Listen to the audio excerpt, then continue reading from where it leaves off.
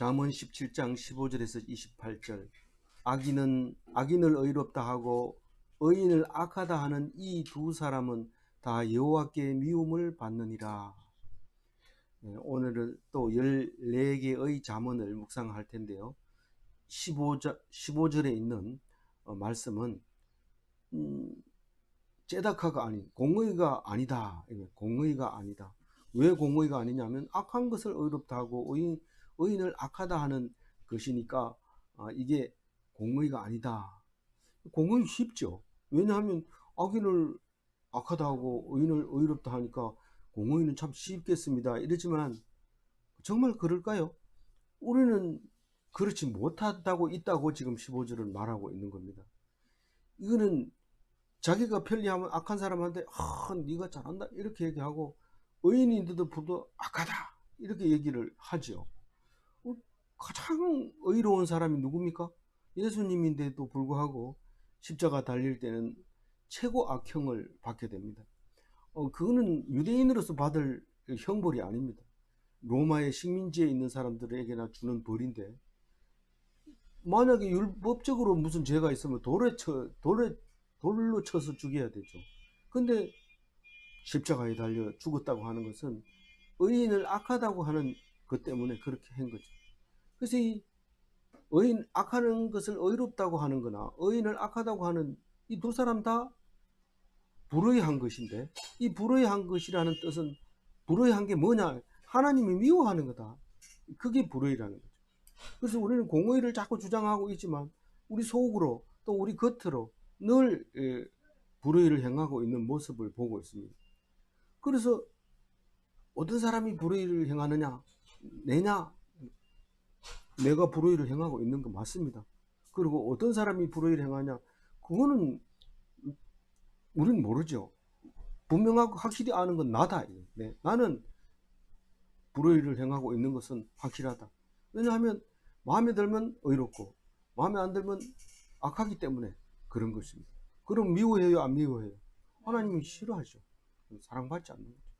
그거를 오늘 회개하면서 돌아서서 하나님 용서하여 주옵소서. 그리고 눈물을 흘릴 때 하나님께서 돌이켜, 네가 정말 돌이켰냐? 내가 사랑한다. 그렇게 할 때 오히려 그렇게 했는 것이 안 했는 것보다 훨씬 낫게 됩니다. 내가 무릎 땅을 치고 발등을 찍고 싶다고 그렇게 하지 말고 하나님 앞에 돌아서서 하나님 앞에 회개하면 네가 그 마음을 내가 더 사랑하고 이뻐해 준다 하는 사실을 알고 15절에 답답하게 생각하지 말고 은혜를 생각하시기 바랍니다. 15절 다시 읽고 16절 읽습니다. 악인을 의롭다 하고 의인을 악하다 하는 이 두 사람은 다 여호와께 미움을 받느니라. 16절 미련한 자는 무지하거늘 손에 값을 가지고 지혜를 살이함이 어쩜인고. 이 지혜를 돈 주고 살려고 해요. 이게 무슨 말이에요? 황금 만능주의. 돈만 있으면 다 돼. 돈 없으면 될 것도 안 돼. 이런데 그 말이 맞아요? 아니잖아요. 잠언서를 읽어본 사람, 적어도 17장까지 묵상한 사람은 그게 돈으로 지혜를 사는 게 아니라는 것도 알고 있고, 돈으로 사람을 구했잖아. 그러니까 돈이 필요하지. 이런데 돈이 있으면 사람을 구하는 건 사실이지만 돈이 없으면 협박을 안 당해요.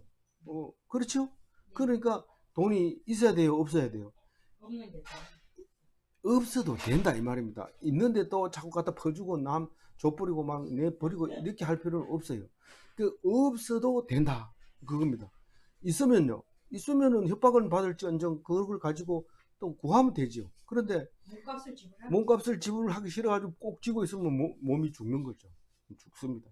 그러니까 돈을 줄 때는 네가 혹시 몸값을 누가 요구하더라도 그거 갖다 주고 살아라 이렇게 준 건데, 돈을 안 쓰고 꼭 쥐고 있으니까 그만 죽어버리는 거예요. 그러면 안 되죠.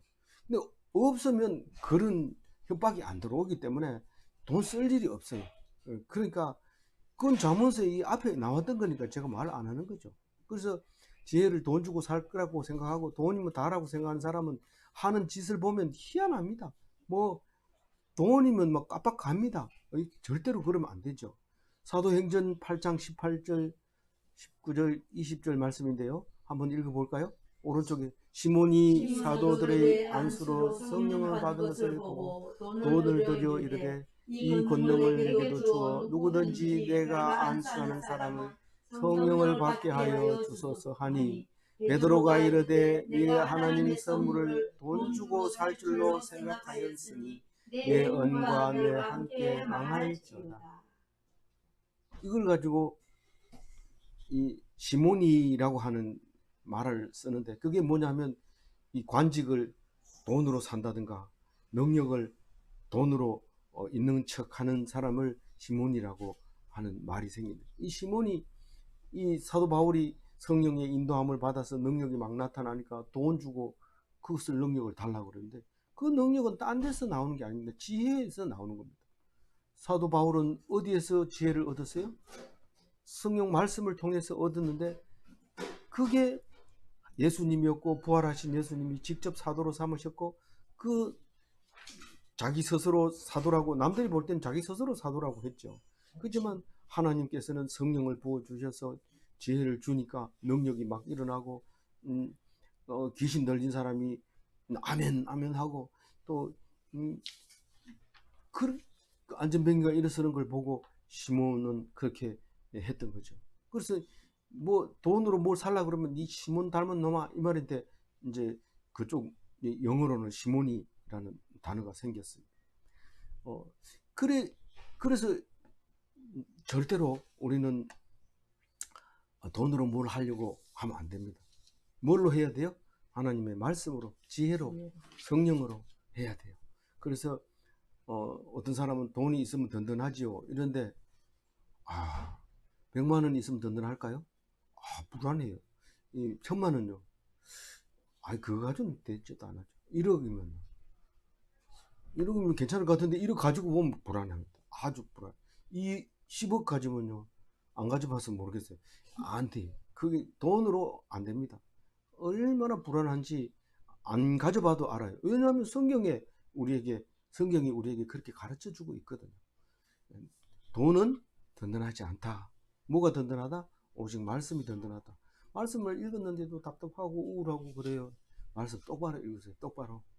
자꾸 누구에게 말하려고 읽고 그냥 형식적으로 읽으라니까 읽고 그러지 말고 진짜 진심으로 마음을 가지고 읽으면 우울증 있을 새가 없어요. 지금 일어나면 바로 성경 읽어야 되고 또 써야 되고 필사해야 되고 가르쳐 줘야 되고 문자 올려야 되고 눈만 뜨면은 할 일 빼고는 나머지는 다 성경 봐야 되는데 언제 우울할 새가 있어요? 안 돼요. 그래서 16절 읽고 17절 있습니다. 미련한 자는 무지하거늘 손으로 값을 가지고 지혜를 살해함이 어쩌민고 친구는 사랑이 끊어지지 아니하고 형제는 위급할 때 위하여 낳느니라. 친구가 뭐냐? 우리는 잘 아는 사이고 언제 만나도 똑같이 뭐 친구 얼굴 잊어버린 사람 없습니다. 그리고 잊어버리면 친구가 아니죠. 그리고 언제나 봐도 웃고 또 언제나 봐도 했던 얘기 또 해도 상관없고 별것도 아닌데 깔깔거리고 그게 친구죠. 그게 변하지 않는 거죠. 10년이 다 만나보세요. 그게 생각이 안 나는지. 그래서 어떤 사람은 불알 친구 이러는데 아주 어릴 때부터 만난 친구를 말하는데 그건 뭐 다 발가벗고 자랐기 때문에 그때 생각하면 다 알죠. 우리는 잊어버릴 것 같아도 치매가 걸려도요. 오래된 거는 다 기억한대요. 다 기억. 그래서 자기 사진 보고 예쁘다 예쁘다 하고 그래 좋아하고 이런 것을 볼 수 있는데 그게 친구예요. 사랑이 끊어지지 않는 게 친구다. 만약 끊어지면요, 그건 친구 아니죠. 끊어지면 친구 아니에요.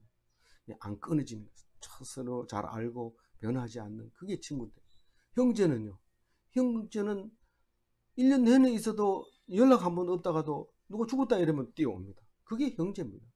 그 형제는 멀리 있다고 해가지고 뭐 내 오랜만에 하도 안 봤어요. 뭐 이제 가면 얼굴 기억하겠나 이러면서 뭐 다쳤다 안 했던데 안 가고 이러지 않습니다. 아팠다 하면 뛰어가고 뭐 괜찮나 이러고 그런데 언제부터 나를 그렇게 관리했는지 막 와가지고 잔소리 막 합니다. 이러지 말고 저러지 말고 이런데 그게 형제입니다.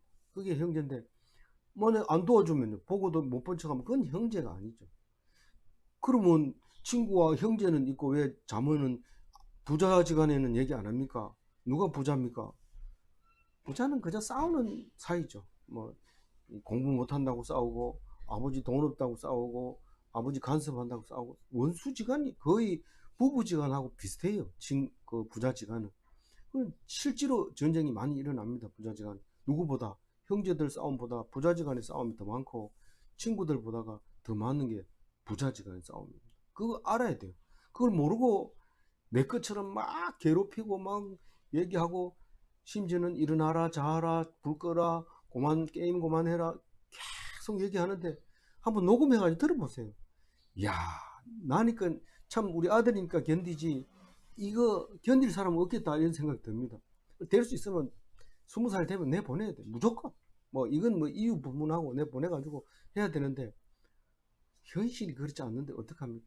막 살긴 사는데 기억하고 있어야 돼요. 그래서 잠언서 17장 17절 안 읽어보면은 참 살기 어려워요. 그런데 읽어보면은 이거 내가 잘못하고 있구나 압니다. 거기 부자지간 얘기는 없는데 어떻게 그걸 생각해낼 수 있어요? 친구, 형제 생각하면 부자지간 생각해야지요. 왜 다른 생각은 안 합니까? 이것만 생각합니까? 그래서 우리는 묵상을 그렇게 해야 되는데, 만약에 친구는 그러면 변할 수 없단 말입니까? 하고 물으면 어떻게 해야 돼요? 변하면 친구가 아니다. 친구가 얼마든지 변할 수 있어요. 그래서 예수님이 사랑하는 게 친구잖아요. 최고 큰 사랑이 뭐냐고 물었을 때 뭐라고 해요? 친구를 위하여 목숨을 버린 게 제일 크다. 친구를 위해서 목숨을 어떻게 버려요? 내가 한번 해볼게요. 이렇게 가가지고 친구 옆에 가서, 친구야 내가 죽을게, 너를 위해서 죽을게 이러면서 약 먹고 그 자리에서 죽으면 친구가 뭐라고, 야 미쳤나, 이거 정신 있나 없나 이러잖아요. 그건 친구를 위해서 죽는 게 아니죠. 어떻게 하는 게 친구를 위해서 죽어요? 친구는 원래 변하면 안 됩니다. 근데 만약에 변했어, 야 네가 나를 위해서 죽어줘야 돼 이러고 탁 죽일 때 어떻게 하는 게 사랑이에요? 친구를 보지 않고 하나님을 바라보고, 하나님 저 친구가 알지 못하나이다 용서하여 주소서, 그렇게 예수님의 기도를 들으면 그게 친구를 위하여 죽는 거죠. 그러면 도대체 어떻게, 친구가 나를 죽이려고 하지 않는데 내가 어떻게 친구를 위해서 죽어요? 그러니까 사랑할 수 있는 자격이 따로 있는 거지. 네가 얼마든지 사랑할 수 있다고 해서 사랑하는 게 아니야. 예수님은 우리를 위해서 사랑했는데 그것은 그냥 하고 싶어서 했는 게 아니라 자격이 되고 필요한 능력이 되기 때문에 한 거야. 친구가 너를 배신할 때까지 배신하더라도 네가 같이 피동적으로 사람을 보지 않고 하나님을 바라보면, 그러면 그게 최고 큰 사랑이다. 내가 본을 보여줄게 하고 십자가에 돌아가신 게 예수님이잖아요. 예수님이 내가 본을 보여줄게 이러면서 죽었는데도 우리는 그걸 모르지요. 왜 몰라요? 묵상을 안 하니까. 왜 묵상을 안 해요? 지혜가 없으니까 묵상을 안 한다고 밑에 보면 그려놨어요. 지혜가 없는 사람은 묵상 안 한다. 또 묵상 안 하면 지혜가 없다. 이런 같은 말이에요. 이 성경을 보면 지혜가 없어서 묵상을 안 한다 이거하고 묵상을 안 하니까 지혜가 없다고 똑같은 말로 번역해 놨어요. 어떻게 해요? 어떤 성경은 이렇게, 어떤 성경은 이렇게 번역했다 이 말입니다. 뒤에 바로 오늘 중에도 나올 거예요. 그래서 17절을 읽고 18절을 읽어봅니다. 친구는 사랑이 끊어지지 아니하고 형제는 위급한 때를 위하여 낳느니라. 지혜는 없는 자는 남순을 잡고 그 이웃 앞에서 보정이 되느니라. 그리고 지혜가 없는 사람은 남의 손을 잡고 남의 보정이 되는 거예요.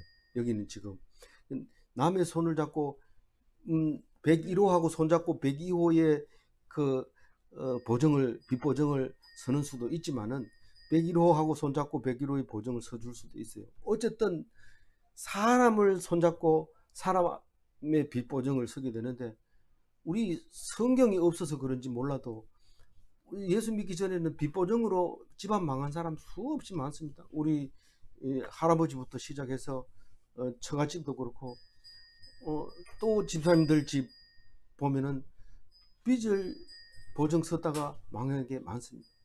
우리는 누가 빚 보정 서주면 빚을 성실하게 안 갚고 부도 내버리죠.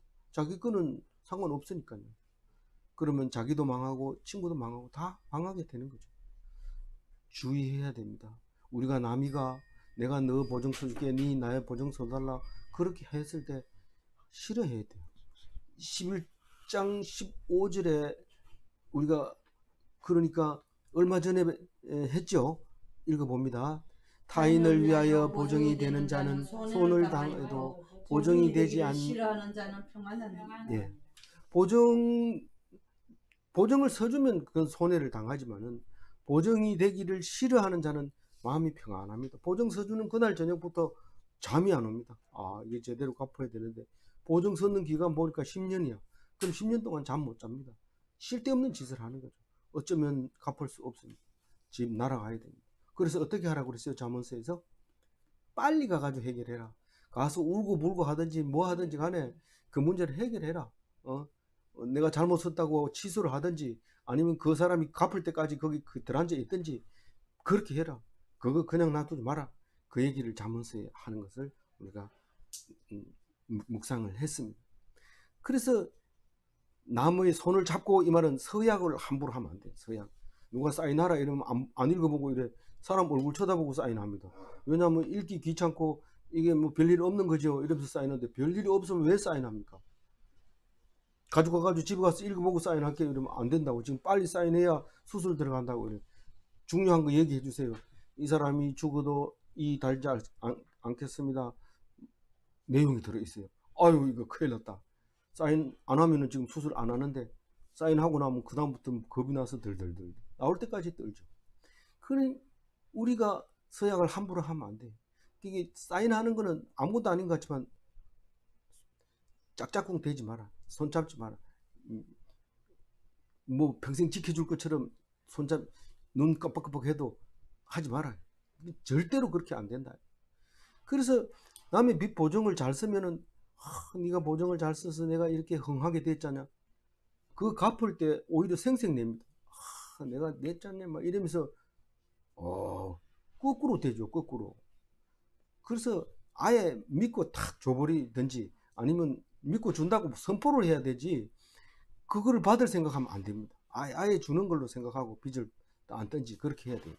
그래서 좋은 일이 안 생깁니다. 빚 보증 써가지고. 그래서 요즘은 뭐 공정을 서는 데가 따로 있으니까 돈만 내면 해주는 데가 있지만 그건 보험회사에서 계산해서 만약에 빚을 안 갚을 것 같으면 차압이 들어가고 그걸 권한을 자기가 가지고 있는 거죠. 그러니까 손해 안 나는 거죠. 그렇게 이중 삼중으로 돈을 내고 해주는 데가 있으니까 우리는 빚 보증 쓰는 거에 대해서 자유롭지만 옛날에는 참 많이 있었습니다. 지금이라도 이런 일이 없다고 생각하고 뭐 보증은 이건 18절은 안 내어도 돼 이러지 말고 우리가 남하고 손잡고 그냥 함부로 사인하는 거 그거 오늘 묵상해 보니까 사인하지 마라 하던데 이러면서 막 이러지 말고 사실 그거 다 읽어보려면 밤새도록 읽어도 다 못 읽어요. 뭐 회원 가입하려면 뭐 동호회 합니까? 사진 클릭하고 읽어보려면 밤새도 프린트 해보면 이렇게 긴데 그걸 언제 읽어봐요. 그건 믿고 이렇게 하고 나중에 천천히 읽어보고 나중에 탈퇴하면 되는 거죠. 그래서 어쨌든 세상 사람하고 마음을 주고받고 믿고 그러지 말아라 이런 뜻이니까 기억해 주시기 바랍니다. 18절 읽어봅니다. 지혜 없는 자는 남의 손을 잡고 그 이웃 앞에서 보정이 되느니라. 다툼을 좋아하는 자는 죄가를 좋아하는 자요 자기 문을 높이는 자는 화기를 구하는 자니라. 이 다툼을 좋아하는 사람이 누가 있겠나 싶지만은요 다툼을 좋아합니다. 옛날부터 지금까지 호전적인 사람이 있습니다. 가만히 있으면 안 돼요. 그리고 옛날 사람들은 왕은 봄만 되면 싸웁니다. 성경에도 보면 전쟁의 철이 다가와서 전쟁의 때가 다가와서 겨울에는 공격도 못하고 뭐 반대로 공격을 당하지도 못하지만은 어쨌거나 활동을 못하니까 겨울에는 안 싸우고 있다가 봄이 딱 돌아오면 싸웁니다. 노동자들도 마찬가지죠. 5월이 되면 춘투의 달이잖아요. 춘투. 그래서 5월 그날이 다시 오면 이러면서 노래하면서 띠를 두르고 싸움하잖아요. 이 힘이 남아 돌아가서 그런 거죠. 힘이 남아 돌아. 막 팍 죽여버리면은 막 죽는지 사는지 모르게 일할 텐데 그걸 살려놓으니까 봄만 되면 발동을 하는데, 다툼을 좋아하는 사람은 어떻게 한다고요? 죄가를 좋아하는 자예요. 죄가가 뭐냐? 난 뭐 왜 싸우는 사람은 어떻게 합니까? 죽어도 좋다는 거예요. 그럼 죽지요. 싸움 하다 보면 많이 죽습니다. 죽어도 좋다 이러는데 그래도 안 싸우는 게 좋습니다. 안 싸우니까 우울증 걸려요. 안 싸우면 우울증 걸립니다. 근데 싸울 때는 우울증 걸린 사람 없습니다. 근데 그래도 우울증 걸리는 게 성경 읽어보면서 돌아오기 쉬워요. 그런데 전쟁하면 죽습니다. 죄과를 좋아한다는, 결국은 전쟁에서 죽을 가족을 잃고 자기가 다치고 자기가 죽고 이런 거죠. 자기 문을 높이는 자는 파괴를 구하는 자니라. 이거 여러 가지 성경을 찾아봐도 자기 문을 높인다는 것은 자기를 높이는 거예요. 문에다 크게 써가지고 무슨 문 이렇게 해가지고 자랑하고 꾸미고 이런 거를 자기 문을 높이는 자라는 말인데, 자기가 높아지면 높아질수록 파괴가 일이 쉽죠. 높이 올라가는 건 좋을 것 같지만 떨어지는 거죠. 추락하게 되는 거죠. 그래서 그 얘기를 지금 하고 있는데, 그 자기를 잘난 척하고 자랑만 계속 이렇게 하다 보면 자랑 안 한 사람은 망신당할 일이 없습니다. 늘 남의 자랑만 들었기 때문에 망신당하는 일이라는 게 없습니다. 그런데 자랑하던 사람은 꼭 망신을 당하게 되죠. 그래서 그 얘기를 지금 19절에 하고 있습니다.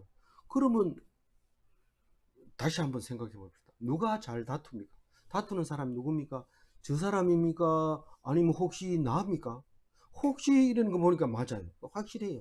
내가 잘 다투죠. 뭐라 하면 빠끈하고, 뭐라 하면 삐지고, 뭐라 하면 섭섭해가지고 딴 사람한테 고자질하고 이렇게 하는 거예요. 그게 그 결과는 어떻게 될까요? 우리 앞에서 많이 묵상했잖아요. 만약에 말이 많고 자꾸 거듭 얘기하면 어떻게 된다고요? 이간질하게 돼요.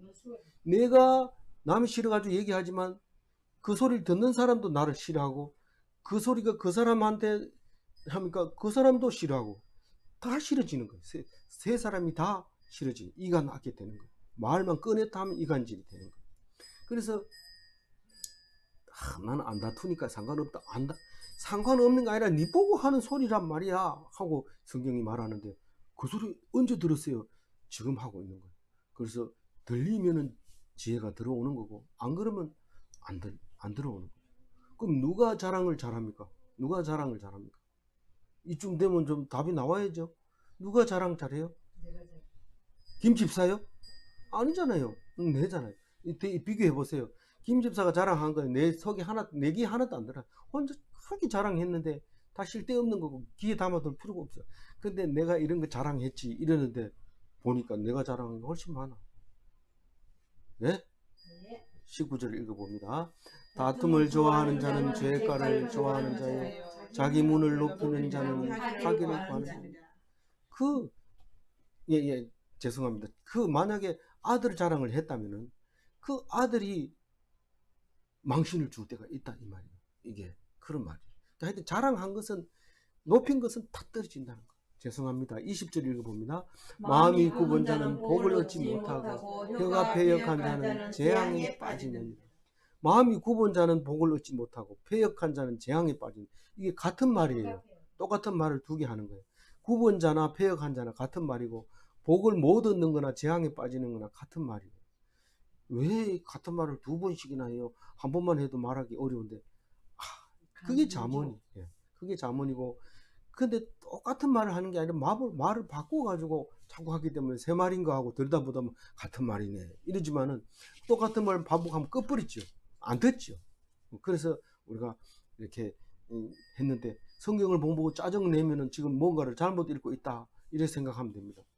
아이고, 레위기는 정말 내가 이 내력이 좋아도 못 읽겠어요.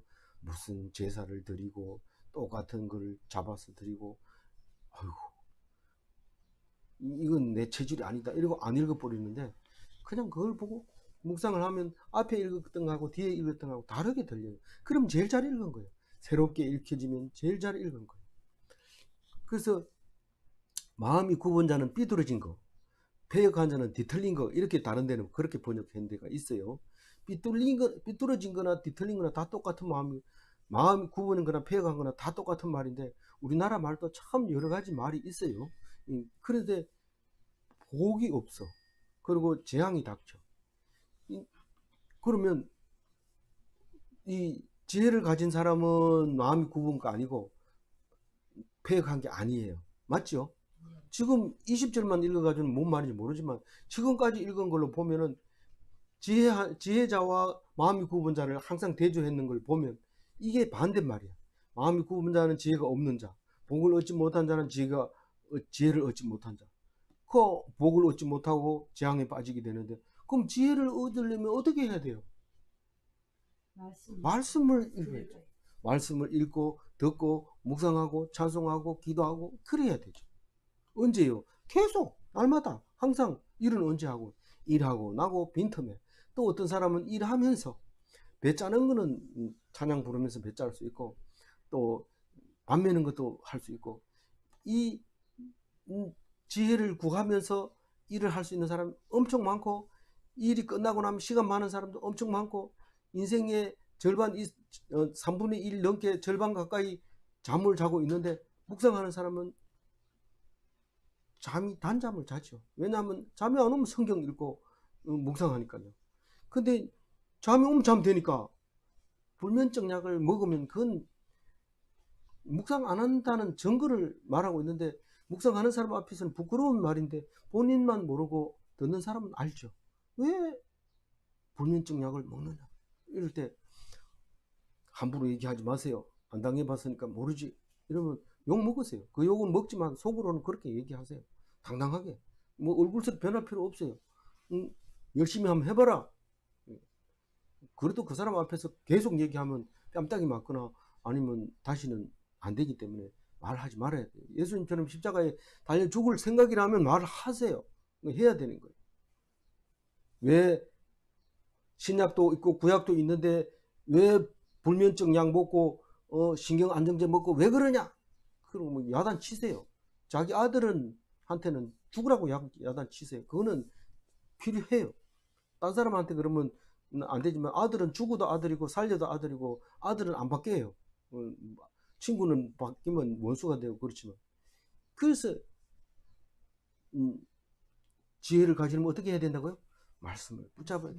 주야로 묵상해야 돼.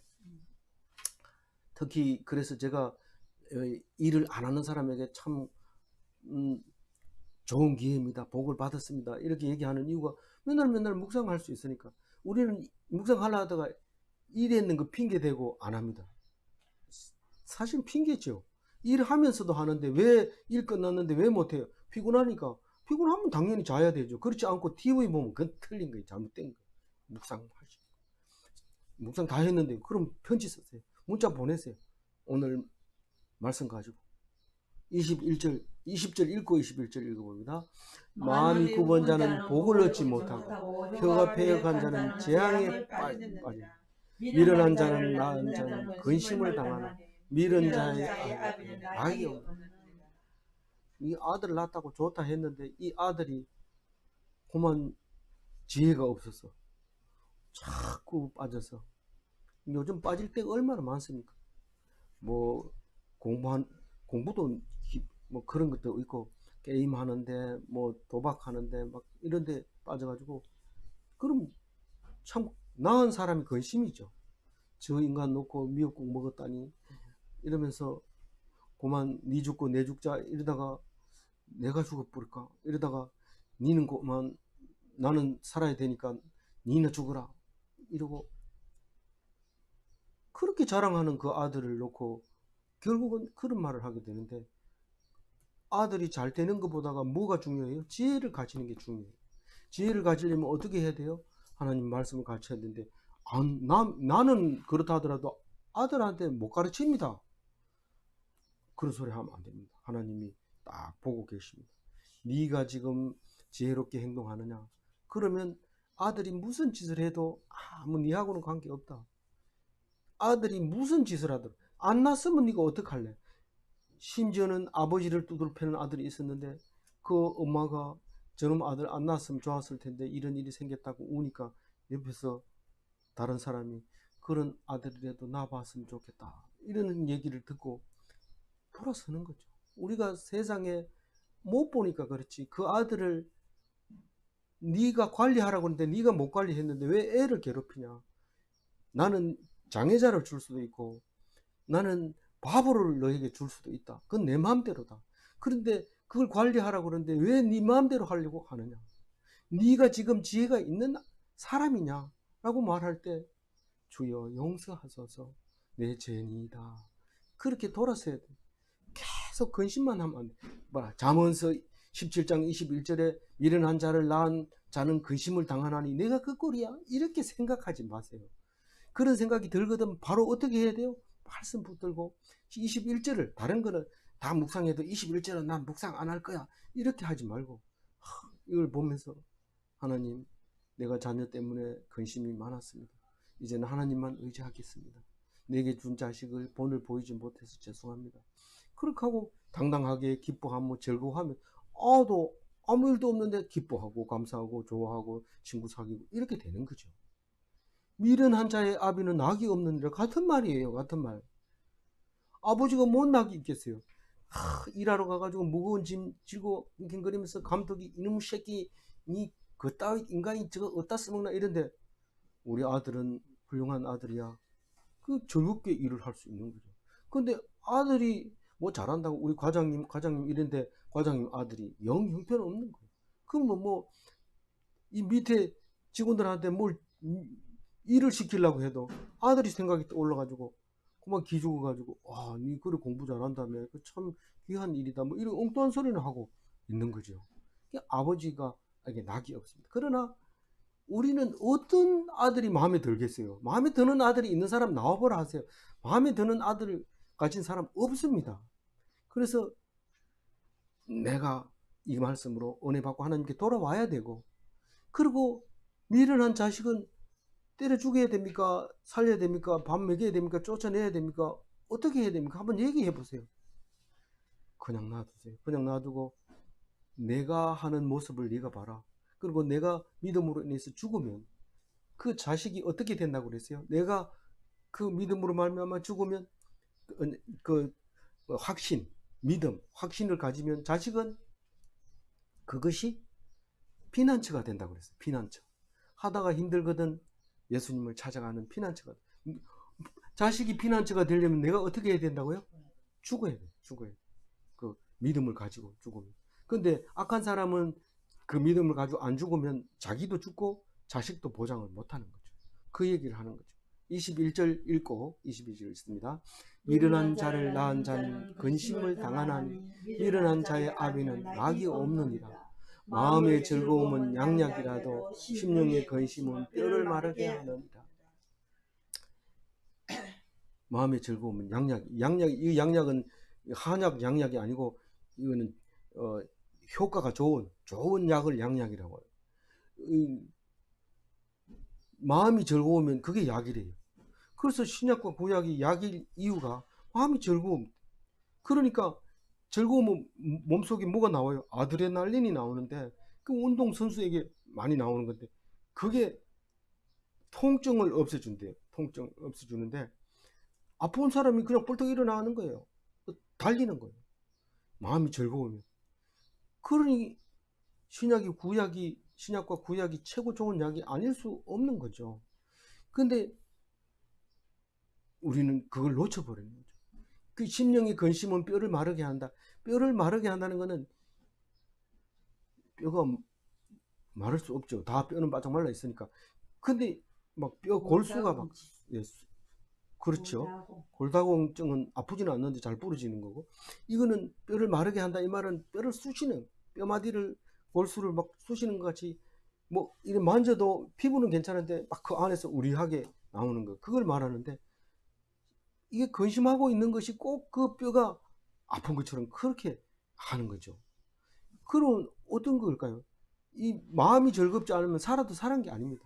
최소한 친구들 만나가지고 깔깔거리고 적어도 한 10분 정도는 그러고 나와야 그날 하루가 사는 거지, 계속해서 우울한 상태로 연속으로 가면 살아있는 게 아니에요. 그건 죽은 거예요. 그렇게 해야 되는데 마음을 마음대로 할 수 있을까요? 없습니다. 마음대로 할 수 없습니다. 그래서 친구를 사귀어야 되고, 또 친구 말고 뭡니까? 형제를 만나야 되고, 또 그래야 돼요. 그러나 형제도 없고 친구도 없는데 그럼 난 죽어야 됩니까? 이럴 때 어떻게 해야 돼요? 예수님이 있잖니? 너와 함께 하잖니? 읽어보면 씩 웃으면서 그랬네요. 예수님도 왕따였네요. 아무도 없었네요. 형제들도 없었네요. 이러면서 형제가 왜 없어? 형제가 내 스스로 내쳤죠. 누가 내 형제고 내 어머니냐? 믿음을 가진 자가 내 형제고 내 어머니라. 이렇게 얘기할 때 우리는 말씀을 나누면 그게 형제보다 낫고 친구보다 낫고 아들보다 낫고 남편보다 낫고 아내보다 낫고. 그렇죠. 그래요. 그래서 성경을 보면 성경 보고 기쁠까요? 성경을 보고 기쁩니다. 기죽기죽 웃고 뭐 그렇습니다. 꼭 이 말씀으로 즐겁게 사시기 바랍니다. 22절 읽어봅니다. 마음의 즐거움은 양약이라도 심령의 근심은 뼈를 마르게 하느니라. 악인은 사람의 품에서 뇌물을 받고 재판을 굳게 하느니라. 이 뇌물 얘기는 여러 번 나오는데요. 여기서는 아마 악한 판사를 얘기하고 있는 것 같아요. 아싸, 그러면 23절 넘어가고, 왜냐하면 내가 판사가 아니니까 넘어가고, 이런데 넘어가고가 아니라 네가 읽어야 된다, 이렇게 말합니다. 그 17장 8절이니까 어제 했는 거죠. 읽어봅니다. 뇌물은 그 임자가 보기에 보석 같은즉 그가 어디로 행하든지 형통하게 하느니라. 어제 이것을 읽으면서 별표 하나를 쳤어요.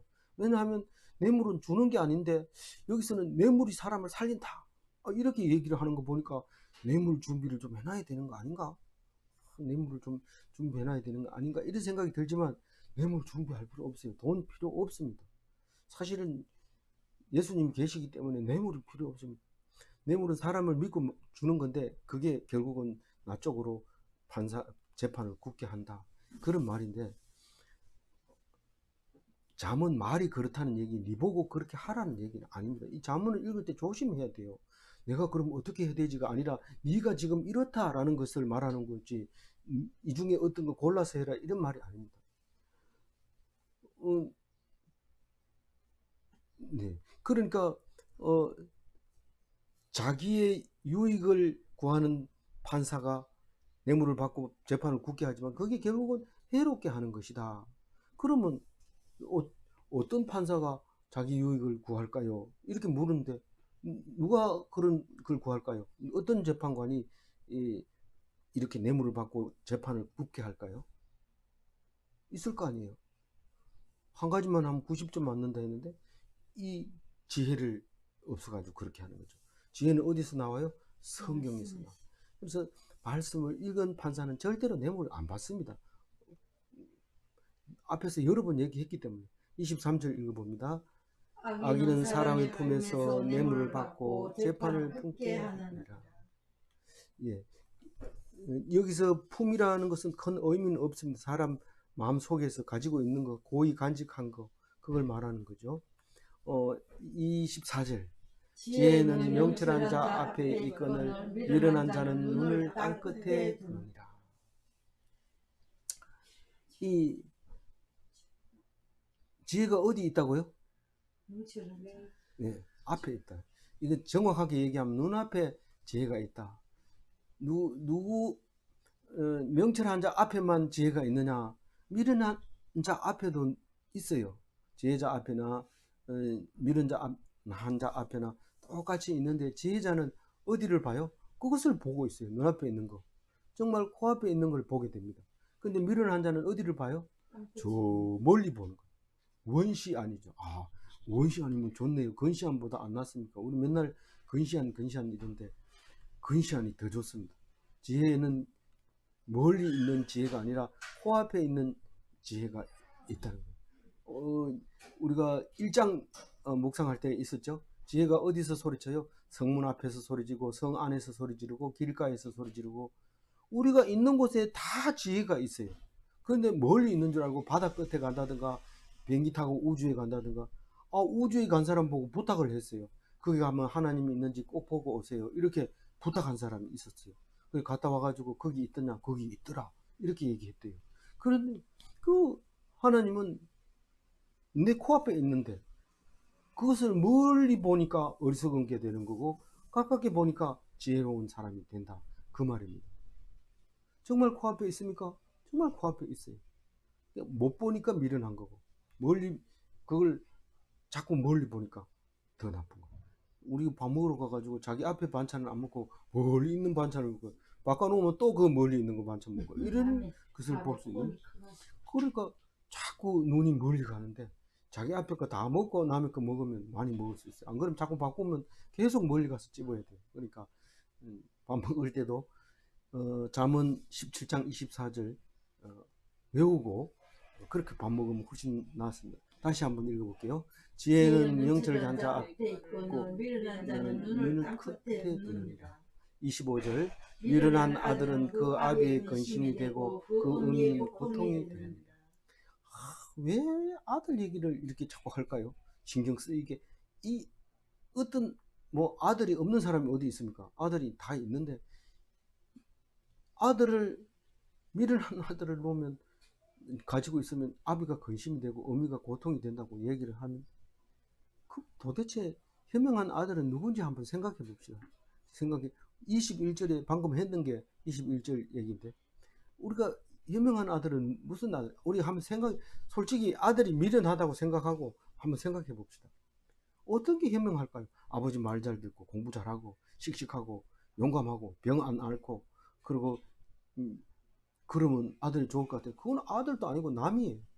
만약 그런 아들이 있으면 서울대학 가고 하버드 대학 가고 그러면 내하고 같이 지낼 시간이 없어요. 그래서 훌륭한 아들은 하나 나라에 바치고 못난 아들은 뭐 바치는 게 아니고 자기 효도로 하고 있죠.